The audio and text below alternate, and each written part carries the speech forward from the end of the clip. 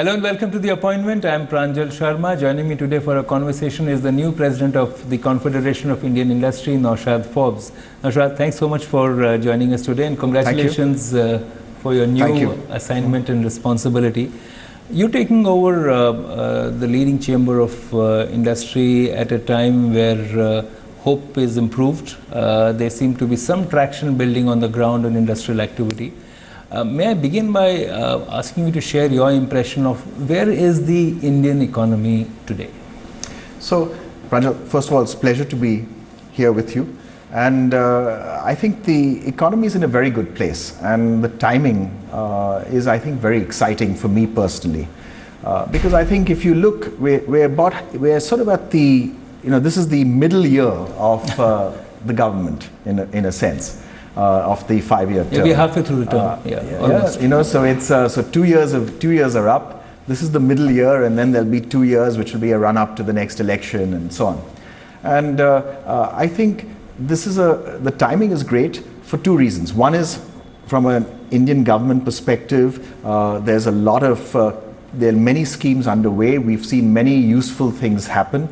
Many more useful things are in the pipeline. And there's a great receptivity to working on new areas and finding new ways of pushing growth. Second, it's a great opportunity and timing from the international perspective. Yes, one could argue that there's a lot of stress internationally, but when the world is doing well and all economies are doing well, it's very difficult to stand out.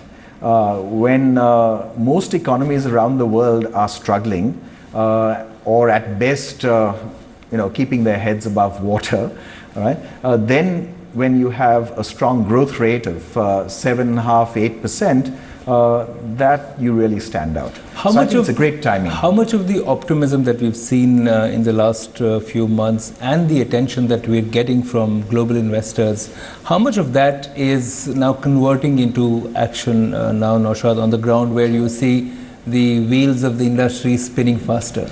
So from the foreign investment perspective, we've already seen the action start to happen. Foreign investment is up about 30% on the previous year. So we're starting to see some of these strong signs that the Make in India campaign is starting to deliver. I'm told also that this 30% increase in foreign investment, the share of manufacturing related foreign investment has grown significantly. That to me is also very encouraging, because it says again that India is being seen as an attractive investment destination, not just for services, but for manufacturing as well. That's new, and that's to me a very powerful indicator. And it's also that the manufacturing base has expanded to include new sectors like defense and aerospace. Yes. It's early days, but that seems to be good too. Very much so. Very much so. Defense, aerospace, announcement in the last budget about food processing. These are whole new sectors which can actually attract a large foreign interest. But I think the area that we need to still work on is domestic investment, because domestic investment is still subdued. It's going to wait until demand picks up. I think first existing capacity has to be utilized. The capacity that's been created and improved on in the last few years, that has to still be utilized as demand picks up. And then probably maybe through this year, towards the end of the year, we'll start seeing a pickup in the investment cycle again. And that will then get all parts of the economy moving in the right direction. Here, I think the two obstacles to industrial activity were lack of consumer demand and high cost of credit. And it seems that both seem to be a reduced problem today. Exactly. So do you see momentum picking up? So both are moderating, and we see momentum picking up. Exactly. So we're starting to see demand grow in the aggregate in certain sectors. Some of it driven very directly through initiatives of the government. For example, investment in the road building program, where we're seeing orders flow through for example, construction equipment companies. And that kind of trigger is helping demand grow more broadly. The initiatives announced in the budget of investment in the rural sector are yet to show up on the ground in terms of demand growing from the rural sector, but it's a matter of time. It's been a month. There, I think the government is now focusing on investing in agriculture, which has been, sorely neglected. We don't have enough investment in agriculture for last 45 years. So I think that would make a lot of difference. But in terms of the issues which were holding back the momentum and the energy of Indian industry, the high cost of credit and the rising debt was an issue.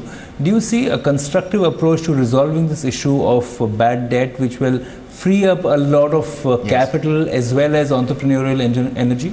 So I think the move to get banks to recognize the non-performing assets on their books is in itself a very productive thing, because once you recognize the problem, you provide for it, you can then move on and get beyond it. We've also recommended, and there's been, as you know, a lot of discussion on the creation of a national asset asset restructuring company, which would essentially, a bad bank that would essentially take these non-performing loans off the books of existing banks. It's been done in some other countries. It's maybe a way of speeding up the process, but regardless of whether one goes that route or not, simply addressing the overhang of non-performing assets, which has begun now, is very productive. I think it's important to do and get beyond. It's also going to create a sense of discipline in the industry, which some of them were, perhaps too ebullient about managing projects, but they were perhaps not capable of running them. Well, I think some of it was too ebullient and having greater confidence in one's abilities than was warranted. But some of it was also caused by delays that were beyond the company's own control. Particularly on the infrastructure side, particularly on many of the PPP projects that were awarded. They were awarded, but the government didn't deliver on its own So the financial closures were delayed, and as a result, it hurt everybody.